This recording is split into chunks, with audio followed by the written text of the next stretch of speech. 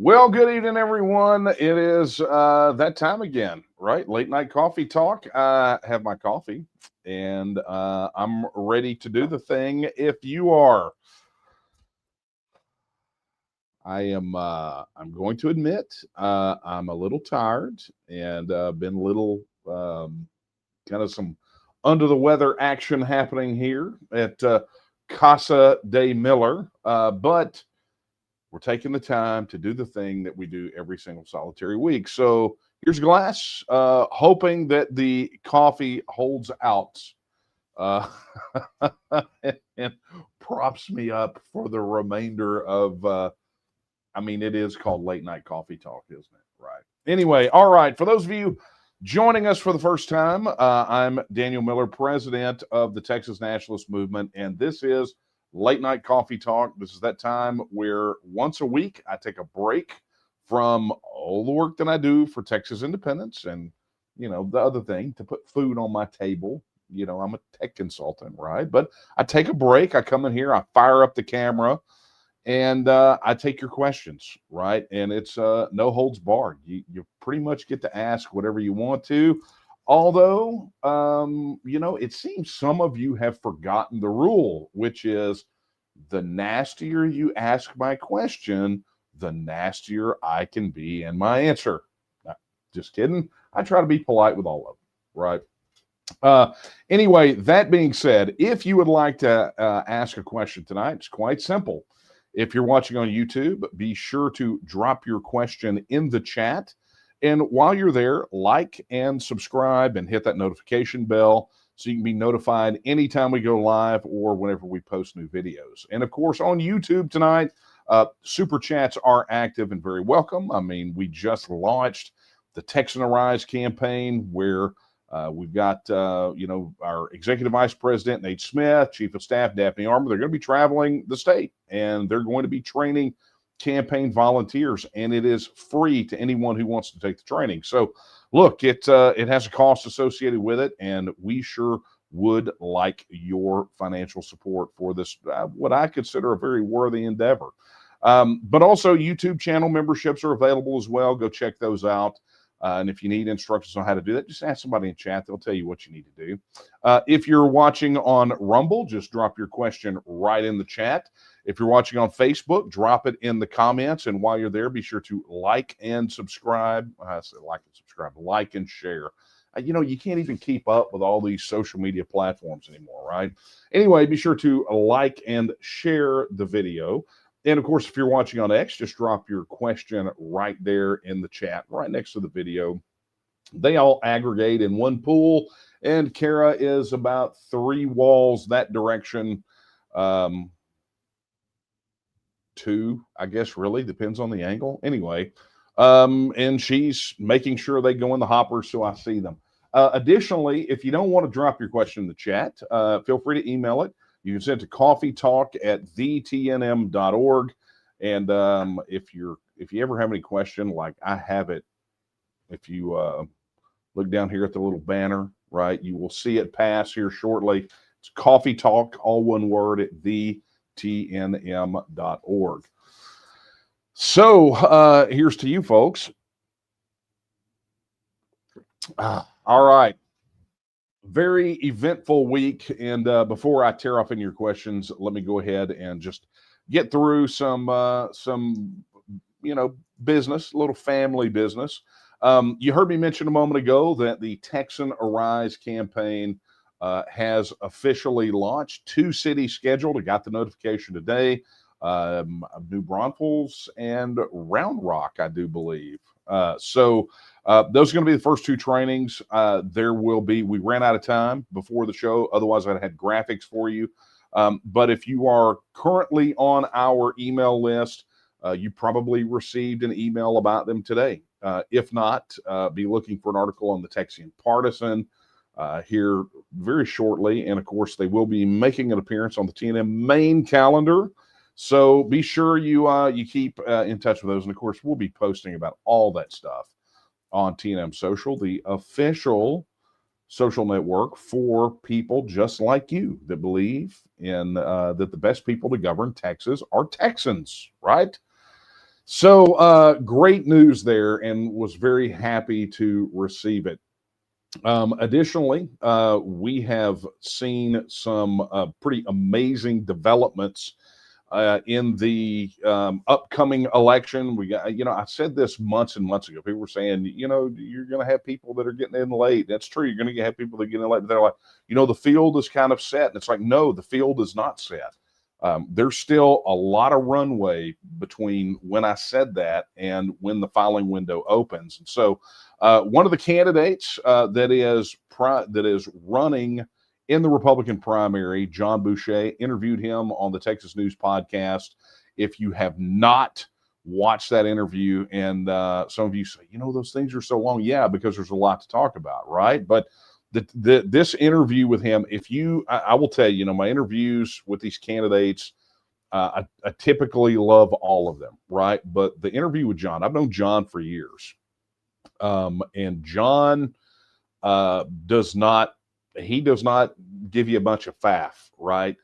If you want to understand the big battle that's taking place right now in politics in Texas, what the real war is between the grassroots or the people and the establishment, I want you to go watch that interview, right? I mean, if you wanted to kind of tune me out right now and go watch it, look, I would understand. It might hurt my feelings a little bit, but I would understand, right? But after this is over with, be sure you do that. And of course, the Texas News podcast is available right on our YouTube channel. Additionally, it's on Spotify, Apple Podcasts, wherever you find it. Go be sure to subscribe to it so you can get notifications when new ones are posted. Because let me tell you, this one might be one of the best encapsulations of the real battle and really how to fight it. I mean, one of the things that John talked about in his podcast, and I'm not going to give you any spoilers, but, he was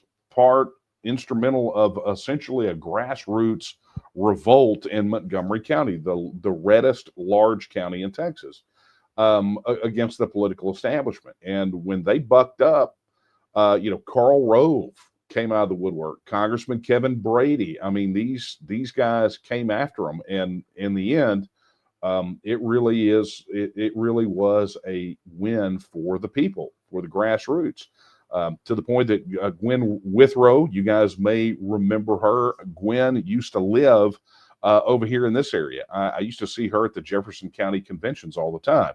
And her and Bob moved over there. Now she's the county chair in Montgomery County. So, Gwen and Bob are real close. Really do appreciate them. They're Texas. Gwen's a Texas First Pledge signer, as is John. So, I'm just going to encourage you, go check out that interview when this is all said and done. Or at your leisure. I mean, your choice, right? All right. Let's get down to the questions. Okay, first off, I have a question for you guys because we're working on something in relation to TNM Social. If you received a notification on your phone that the live stream had started tonight, just drop it in the comments wherever you are. Say, I got it. I got the notification, whatever it is. If you got a notification from TNM Social, let me know. Our devs are working on something right now, and some feedback from you guys would be very, very welcome. Oh man, you guys are already busy tonight. I love it. Nate's like, gotta go listen to the podcast. Kidding.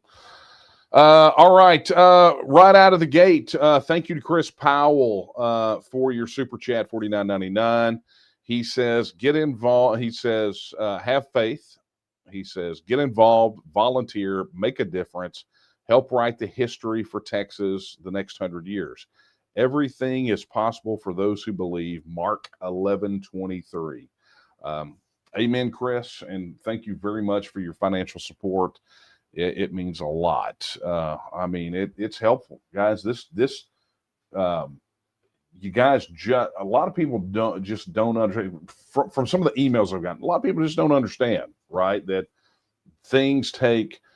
Okay, let me just pause real quick. So, and I may have said this before, but in my private life, I don't get paid by the TNM. I don't earn a living. People are like, oh, you're living high on the hog. It's like, no, trust me, I'm not. The hurricane damage that we still have in the bathroom of the house that we haven't been able to fix after, I don't know, about 5 years should speak otherwise. Or the fact that I drive like a 2012 Toyota Scion ought to tell you something. But what I do is I earn a living as a technical consultant, and a lot of where my work has resolved in on working with nonprofits, right, or advocacy organizations. So organizations like the TNM or other nonprofits, churches, religious organizations, political campaigns. That's kind of who my clientele is, because let's be honest, if you didn't know, companies and clients are making choices based on your politics and have been for quite some time. So that's kind of where I had to resolve in on. And I will tell you, in all of the consulting and work that I have done for every single solitary one, it doesn't matter if it's an advocacy organization like the TNM, an educational organization, a PAC, a political candidate, a church, a religious institution, whatever it is, all of them suffer from a lack of two things. They're always short on two things, and that's manpower and money. All of them. And all of them have missions, just like the TNM. They all have a mission. And, if they don't have the money to do the things that are related to that mission, because everything costs, then they have to make up for it in manpower. Again, this is one of the reasons that we launched the Texan Arise campaign. If we can help take care of the manpower part of it, that means the funds for these candidates that they have to raise, it becomes less. And so now, there's a lot of rationale. I'm not going to go into it, but the bottom line is simply this. The TNM is no different. Every single thing that you are experiencing right now, like with this live stream, or if you go visit the website, or if you go to a meeting, or whatever it is, they all have a cost associated with it. And so, it's important when, somebody like Chris jumps on here and does a super chat. It is so meaningful to us. Or if you go to the donation site and put $5 in, right? It means something, because it means that we can continue to take the message that much farther. And it means that we can go that much farther in fulfilling the mission. So, time to drop off my soapbox. But for those of you arriving late, drop your questions in the chat. All right, let's go to email. We're going to start off with a funny one. I like it when we go funny right out of the gate. Wow. Okay. Let's see here. This is from Jerry. When Texas becomes a free and independent country, will we be able to deport Jasmine Crockett?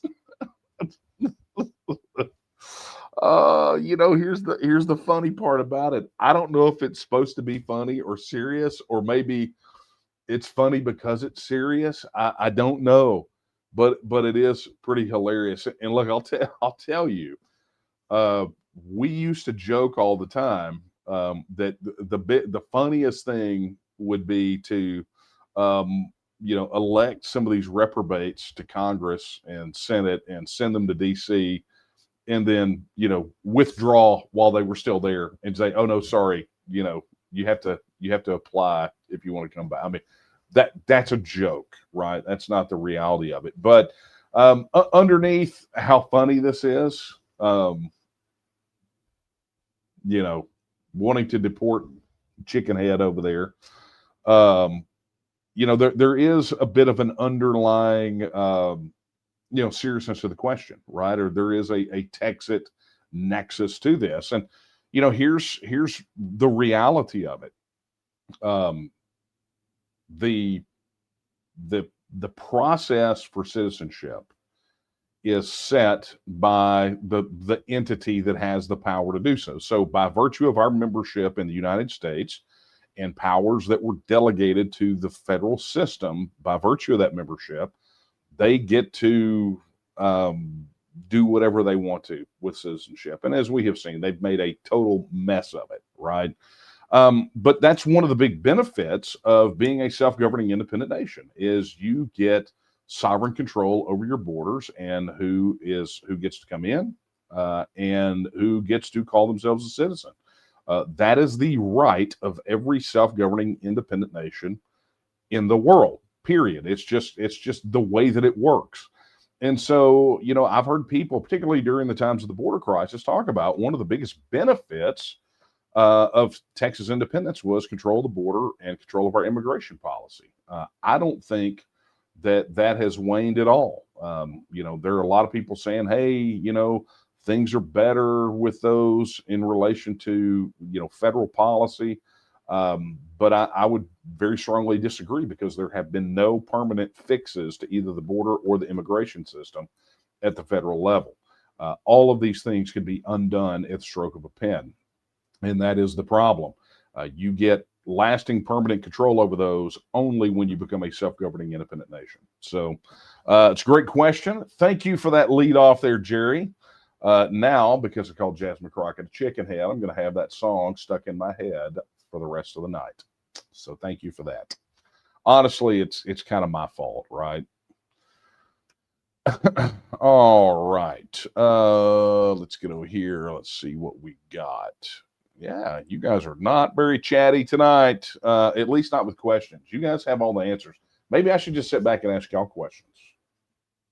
Like that, I can do that, right? I can ask questions. Now, it would be very difficult because I'd have to ask the question, then I'd have to go read the chat. And that's just not a lot of fun, right? To watch me read the chat, okay? Okay, so this is from Morris. He says, does TNM have savings and investments? Morris, maybe sort of, it's more than I can really get into here, but if you're talking about something along the lines of, just some permanent, like an investment portfolio, dude, we're pillar to post over here. Every dollar that goes in practically goes out. And I know this because I paid the server payments personally this last month, and ouch, it was painful. Okay. So, the bottom line is that the organization is not flush enough to have an investment portfolio, although, ideally it probably should. Right. So, some sort of endowment, something along those lines. But beyond that, no. I mean, we have one that operates as a savings, kind of as an emergency backup. But beyond that, we just don't have it. So, be interested to hear what you got to say on that, though. That would be an interesting conversation. Reach out to the main office if you've got an answer for us there. Okay. Wow. All right, we got some. Tommy says, I don't need to ask nothing because I don't really care. Well, that is a shame. That is a shame that you don't care. Okay. Okay, this is from Franklin. Okay, Franklin says, hello, Daniel. Got a question. Is the mission of Texas to preserve the spirit of the Constitution and the Bill of Rights of the United States, and not just to stand among the nations as a Christian nation? Okay, let me unpack that, because there's some things that we got to clear up in your question. Okay, so Texas does not have a mission. Texas is a process that gets us from status quo to independent nation. Texas, our organization is not Texas. Our organization is the Texas Nationalist movement. Texas is a description of the process, and frankly, the term has been used for the campaign to affect that process. Okay, so that being said, very clearly, so I can speak for the organization. The organization, Texas Nationalist Movement, has a very clear mission. Oh, and I'm even going to do this because let me find it. Man, I know I've got this here. I keep this for just such emergencies. Boom, look at that. There's the mission of the TNM. Our mission is to secure and protect the political, cultural, and economic independence of the nation of Texas and to restore and protect a constitutional republic and the inherent rights of the people of Texas. That is our stated mission for our organization. And it's important, I think somewhere there is a video where I take like an hour and unpack the mission, its origins, why it's crafted the way that it is. And if you don't know, this came about as a result of about 2 years worth of intensive study with, as part of the tail end of about 9 years of being out there in the wilderness, trying to figure out how independence works, right? So this is not, we didn't just jot this on the back of a cocktail napkin or draw it, the letters out of a Scrabble bag. This was carefully constructed and carefully crafted to be an explicit declaration of who we are and where we want to go and what is important to us. And so I'll see if I can't dig that video up and go post it on TNM Social for you guys, for anyone who really wants to kill some extra time and kind of understand the origins of that thing. But, it is an important thing. So that is indeed our mission, right? So nowhere in that mission do you see preserve the spirit of the Constitution and the Bill of Rights of the United States. Now, let me pause there for a second, right? Because Texas has its own constitution. It has its own Bill of Rights. And that thread of DNA stretches all the way back to our initial Declaration of Independence as a republic in 1836 and the original Republic Constitution in 1836 as well. But yet within those two documents, or technically, that Constitution has a Bill of Rights, okay? But within those two documents, you find a strand of DNA that stretches back to the Jeffersonian nature of the Declaration of Independence of 1776 and the Constitution as was written and ratified in 1787 with a lot of the same understandings.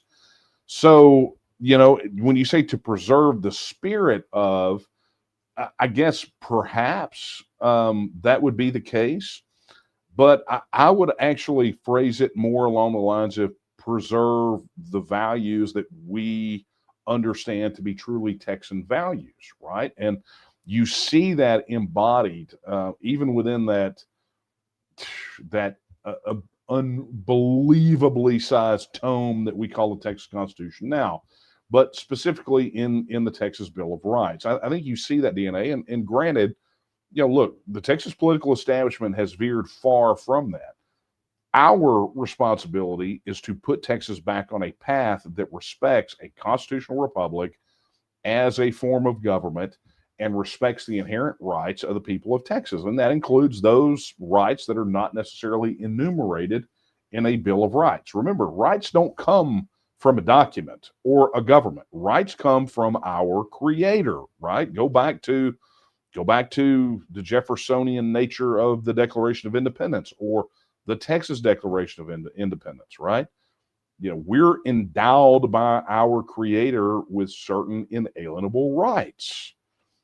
So it tells you right out of the gate, the founding principle that led to the creation of the Republic of Texas was an explicit recognition that rights don't come from government. Rights don't come from a document. Rights come from a Creator. And then those people, inspired by that Creator, create a system of government that they want to live by. They say, this is what we want to live by. We want to live by, these laws. This is how we're going to organize ourselves.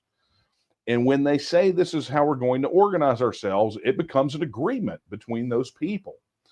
And, you find at the very nature of the conflict between the Texian settlers, the citizens in Texas, and the Mexican central government was the usurpation of a constitutional republic by Santa Anna and the Catholic Church, right? That was the crux of the argument. It's one of the reasons they they say, and there are conflicting accounts, but they say that the flag that flew over the Alamo was a Mexican tricolor, but instead of an eagle and a snake, it had the year 1824 at the center of it, as a callback to that Constitution of 1824 that they believed had been usurped, right?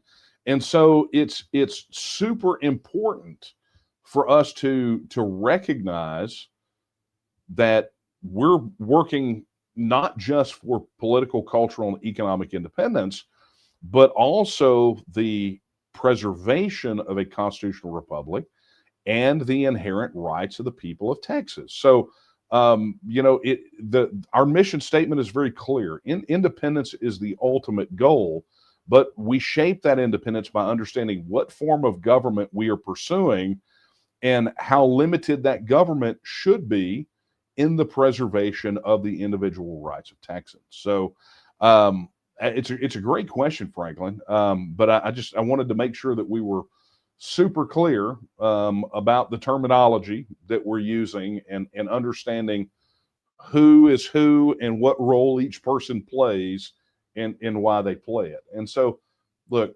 people refer to TNMers all the time as the Texit people. But I that's why I steadfastly refer to our people as Texians, because not only do they believe in the political, cultural, and economic independence of the nation of Texas, right, but they also are out there fighting to restore and protect that constitutional Republican form of government and protecting the inherent rights of the people of Texas, including our family and our friends and our neighbors. So it's not just about a single referendum. The Texas nationalist movement is far deeper than that and has far more scope than I think people recognize, which is, look, I'll be honest with you, is kind of a good situation for us, because while they put full frontal assault trying to keep us from having a referendum, it allows us to advance the cause of independence in many, many other ways. And it allows us to go out and fulfill other segments of our mission, typically unmolested. So anyway, thank you for that question, Franklin. That was a good one. All right, let's get over here to the chat and see what we've got. Oh, there we go, from Manny. Manny, thank you so much for your $99 super chat. It is very much appreciated. He says, both Debbie and I are working out and getting ready for the big victory lap. We are already winning. God is good. Manny, thank you. And my best to both you and Debbie tonight. And we really do appreciate your support and your heart for a self-governing independent nation of Texas. So thank you so much. Oh, man. Okay, here we go. Michael, look at that. Michael at $4.99. He says, can't afford it, but it's something. Let me tell you something. And first of all, thank you very much. That is, and let me just say this.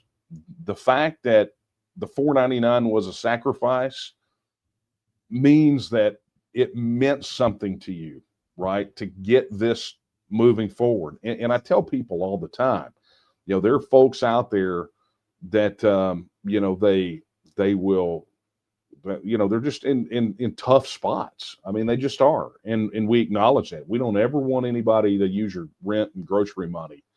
But at the end of the day, it's sacrifice. It's giving of what you can, right? What you have the ability to give. And, it's just the reality of it, So I think about, Michael, I think about those defenders at the Alamo, or the people that marched with Houston to victory at San Jacinto, but, all the way through the runaway scrape, or go back to the martyrs of the church, right? I mean, just the things that people have had to endure for a matter of principle.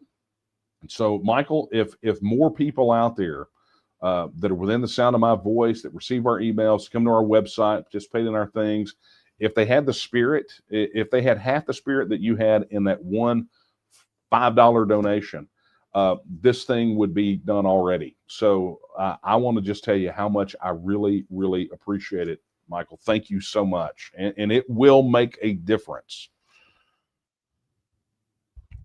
All right. And there we go from Lee Jacobson. Thank you so much, Lee, for your $20 super chat. Again, much appreciated. Thank you, man. I could tell you guys, Lee just got appointed as county organizer in Taylor County up there in Abilene.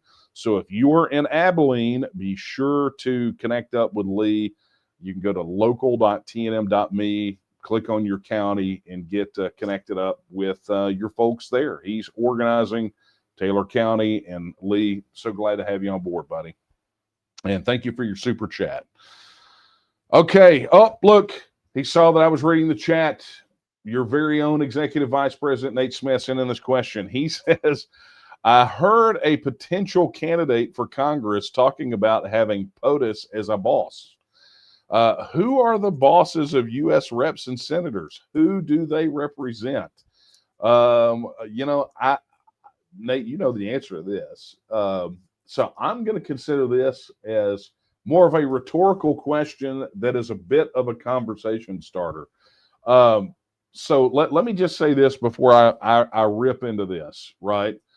Those of you watching right now, why don't you drop your comments about what Nate heard from this potential candidate over there in the chat, or the comments if you're on Facebook, wherever it is. Drop your answer, because I would love to read them. You guys don't know, I don't get to see everything during the live stream, but after it's over with and cameras are off and we're not live streaming, I leave the window up and then I go back and I read the comments. So I would absolutely love to see what your answer is to this. But look, what Nate is striking at here is really the heart of the problem, right?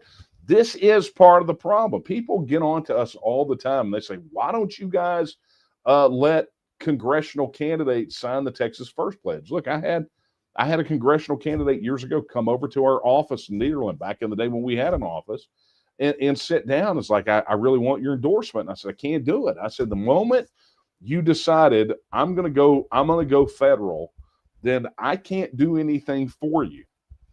And it's pretty evident why. And I'm very good friends with this guy. And it hurt my heart a bit when he decided to run for Congress. I mean, it kind of hurt my feelings a little bit, right? But look, it's the reality. There's something about the people that run, and I'm not saying all. I'm not trying to make some blanket statement here, but there's something about these people that, a lot of these candidates, when they go run for federal office, they sort of look at it in the way that Nate's talking about right here. Who are they representing? Right? I thought the way that it worked was the people voted for someone to represent them, and ultimately the people, their constituents, were their bosses. Now, I will say that that's the way that it's supposed to work. I have long ago been disabused of the belief that is, in fact, reality. Okay. I mean, trust me, if you've had to deal with a lot of these guys at the state level, it's the work. Look, the congressional guys, whatever, right? I mean, you get, you kind of expect it there. But at the state level, you just see some of the most un-Texan-like behavior, just absolutely ignoring the will of their constituents. And look, I recall that, and I know I already pitched it at the very beginning, talking about the interview with John Boucher, but you need to go watch it. Look, there are these guys in politics right here in Texas that will lie straight to your face with witnesses, right? And they will completely go against the will of the people that put them in office, the people that work for them, the people that volunteer to knock doors or make phone calls or, make small donations to their campaigns. But what Nate is talking about here is really a sort of a specific problem at the federal level. where you have these congressmen and they're like, hey, I want to run for Congress because POTUS is my boss. I want to go work for my boss, Donald Trump. It's like, dude, that's not how this works at all. I mean, what you are advocating or describing is something actually pretty terrifying, right? If you really break it down. But here's what I would say, Nate, and I don't know who the potential candidate is. I would like to know. Maybe we'll have an off the air discussion about this. But it tells me that this potential candidate suffers from not understanding the way things are supposed to work. And I don't know that anybody should ever vote for somebody who was so upside down like that. You know, that was so upside down in how they think about the federal system. The last I heard, the states created the federal system, not the other way around. And congressmen are elected from the people to go represent the people of that portion of the state in a legislative body. They are not beholden to the executive branch. This is what is effectively a collapse. So of that separation of power. So you want a clear example of why the federal system is broken? Then look no further than what Nate is talking about here. But I will say I am very much looking forward to reading the comments in the chat on that one to see what you guys think. All right, here we go. Look, a question from a channel member. Not even a question. It's Ron, member for 4 months. He says, and by the way, before I read this, Ron every single month is super generous in what he does is on YouTube, because you probably heard me at the beginning talk about YouTube channel memberships. Ron will essentially throw money in to gift channel memberships to people. And I know a lot of you that are on here tonight, a lot of you guys that'll be on the crawler here in a bit as we thank you, are here because, as channel members still, because Ron Raffoon gifted you your first month's channel membership here on YouTube. So Ron, thank you very much for that. But he says, TNM supporter for governor, vote Jen Mac Raffoon. So some of you that were at TexasCon a couple of years ago met Jen Mac. Jen Mac is now Jen Mac Raffoon. And let me just say, Ron, I kind of hurt my feelings a little bit that I did not get an invitation to the wedding, because I love, and I didn't even know where it was. Otherwise, I would have crashed it. Maybe not. I kind of stay at home a lot. But anyway, Jen Mac Raffoon, right, is going to be running, my understanding is, an independent for Texas governor. And so, although I've not seen the official announcement, it's kind of like I think Ron may be doing a backhanded announcement here. I don't know, but we will see, right? Make sure when it becomes official, Ron, that Jen goes and signs the Texas First Pledge if she has not done so already. So thank you for that, Ron. All right. Our good friend John Boggiano, John says, man, we're already after the halfway mark. How does this happen? John, first off, thank you for your $10 super chat. He says, your thoughts on the unofficial campaign to place a TNM star or paver brick at the Alamo Visitor Center. So for those of you who do not know, the whole Alamo thing, after we derailed the Reimagine the Alamo plan, which the TNM played a pretty big role in that. They are, they're building a museum, a visitor center. I mean, there's a lot of things. They're reclaiming the original battleground footprint. We got most of what we asked for back in 2009. I mean, that's something nobody ever talks about. Remember what I was saying about the mission earlier, the political, cultural, economic independence?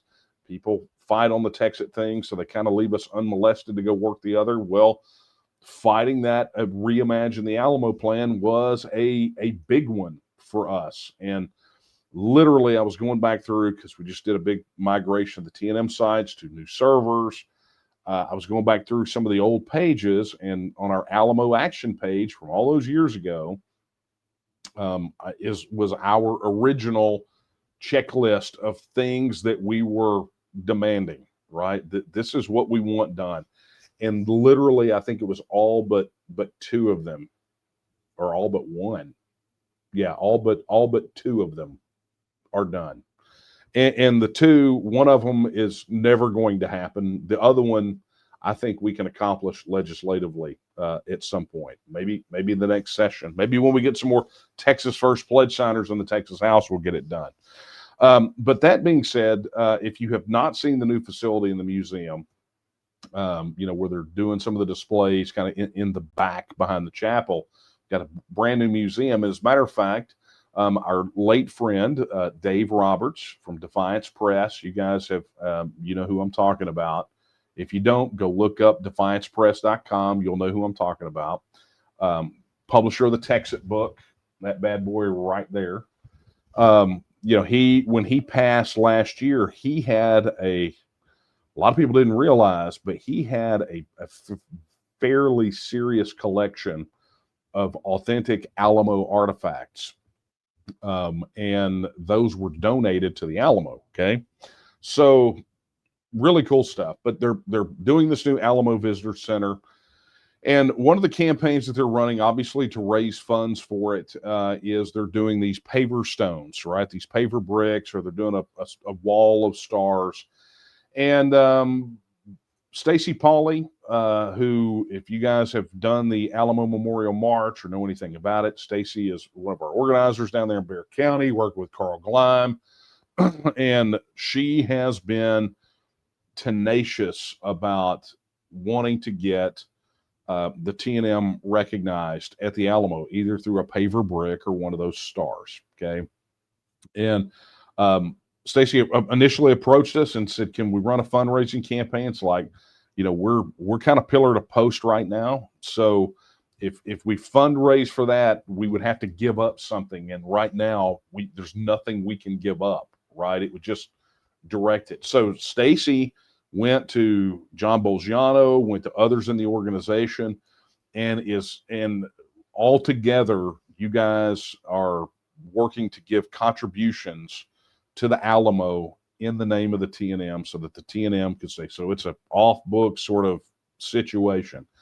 And all if you want to know my thoughts, John, it almost makes me cry. Because when the TNM was founded in 2005, we didn't have a snowball's chance in hell. Our odds of survival were so slim. And to have folks take it upon themselves to want to ensure that the organization that we all belong to is memorialized for, who knows how long that facility will stand, to leave a mark that permanent. It is overwhelming to me. Let me just say that. But I'm okay with that. I am over the moon. I'm humbled. I can't really describe it any more than that, John, other than the final word that I will use is just very grateful. No, very grateful that that people care enough about what we have done over these last, November, it'll be 20 years. Right. The organization will turn 20 years old in November. So it's a fitting tribute, and thank you to all of you that are participating in it. I cannot thank you enough. So thank you, John. Man, you're going to make me get emotional. I don't know how I feel about that. I have a reputation to uphold, right? Some people say I'm totally heartless. That is not the case at all. Okay, friends, let me do this. We got a few minutes left, and I warned all of you that I I may run a little short tonight, just simply because. Oh, John here, he posted in chat. I just happened to catch it. He says, we have the star. Now we're shooting for the artifact icon or a paver. Wow. That is amazing. It's amazing.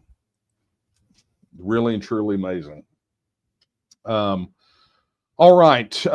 We've got, like I said, we got about 15 minutes. So let me go ahead and do this because I am running off you. So, you know, if you got the push notification, I'll see it, right?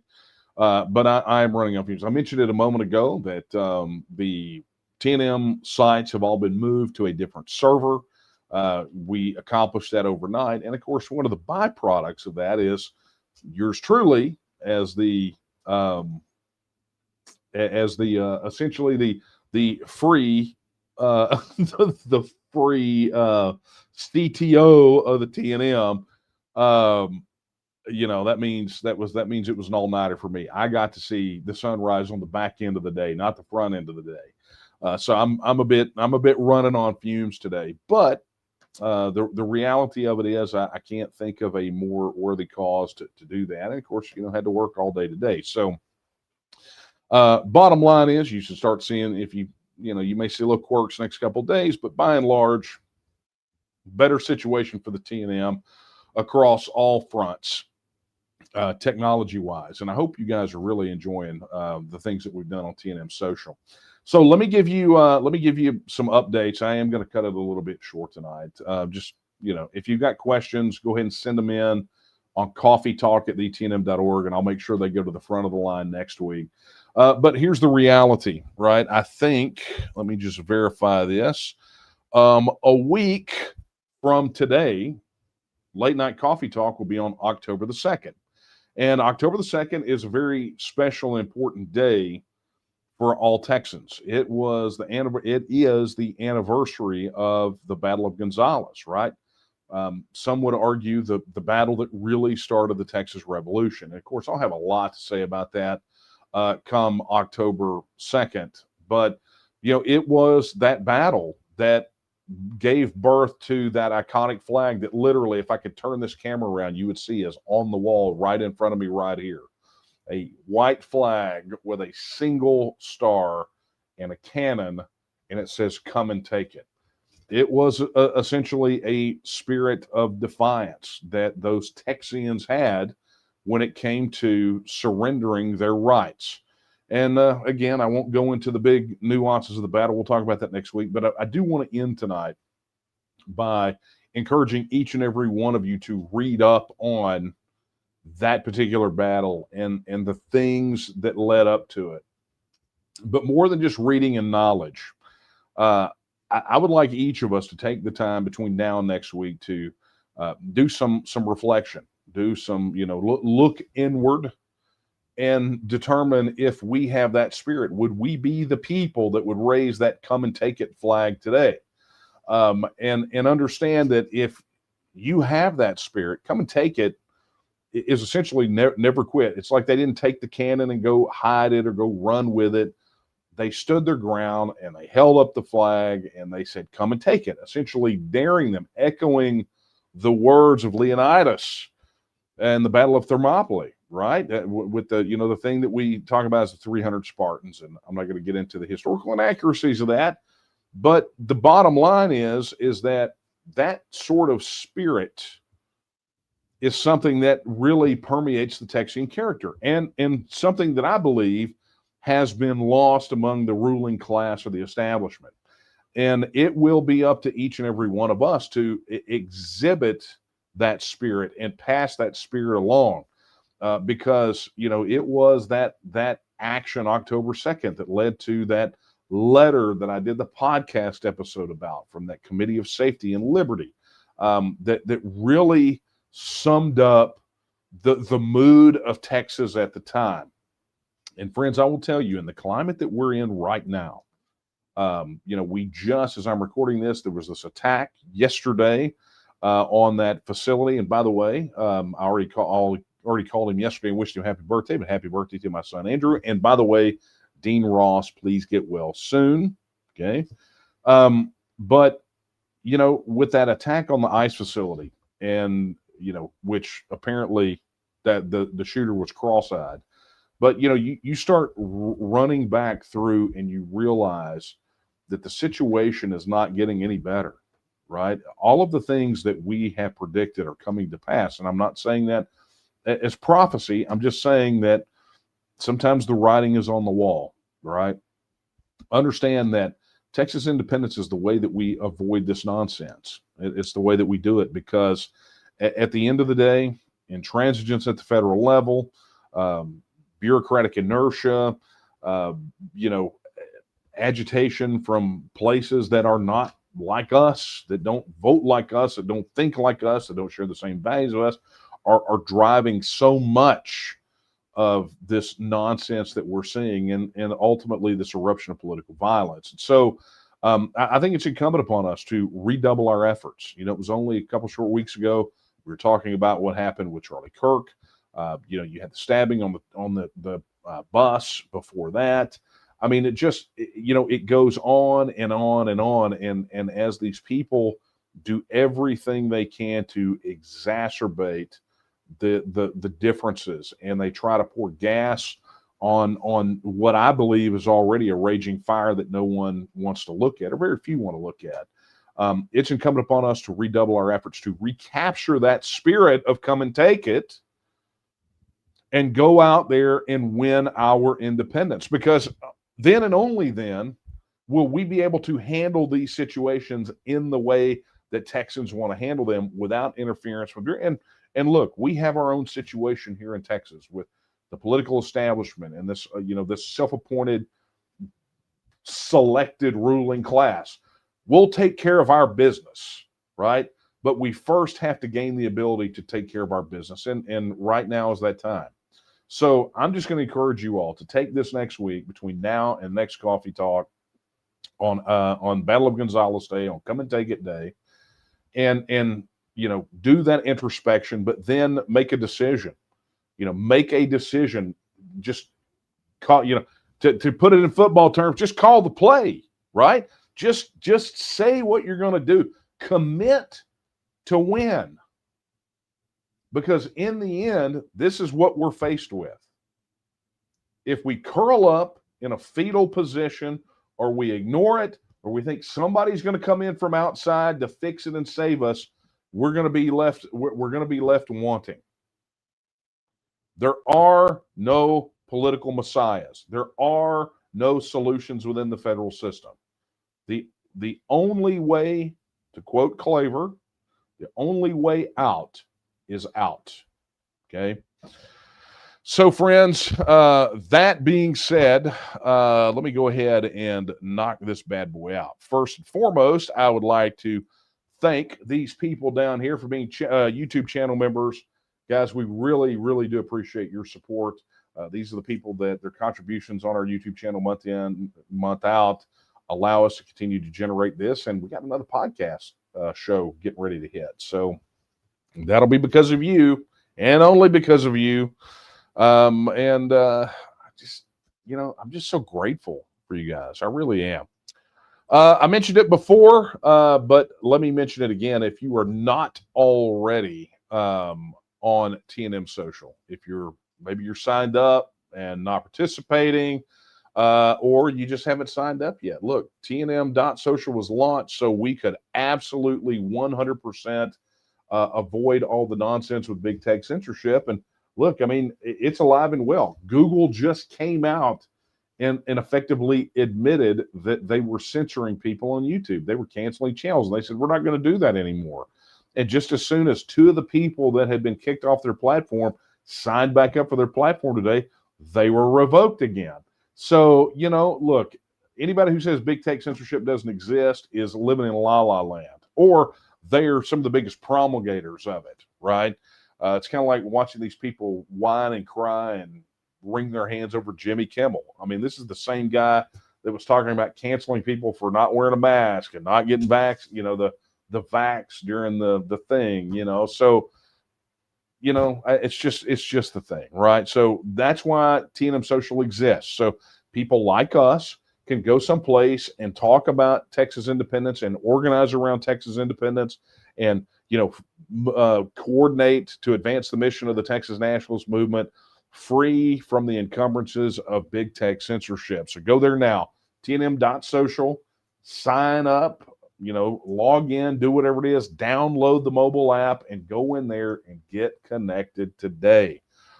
Additionally, look, if you have not already registered your support for the TNM, please head over to tnm.me/vote and pledge your support today.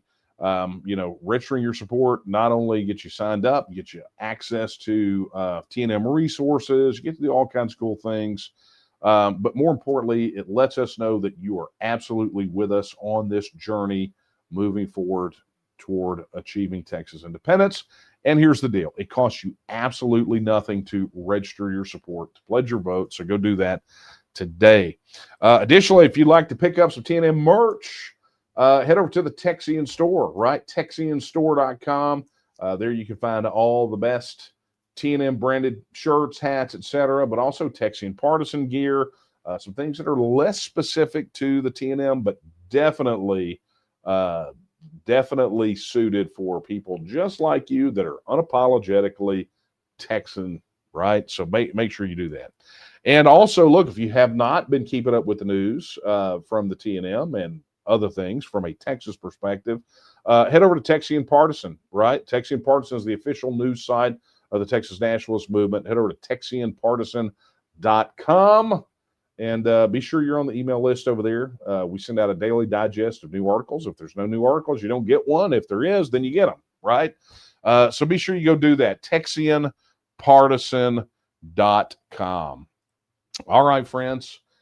That, I believe, is a wrap for Late Night Coffee Talk this week. I want to thank you again for being here with me week in, week out, and helping us to spread the word. But here's what I'm going to do. I'm going to leave you with the words that I leave you with every time we're together. You guys know what I'm talking about, right?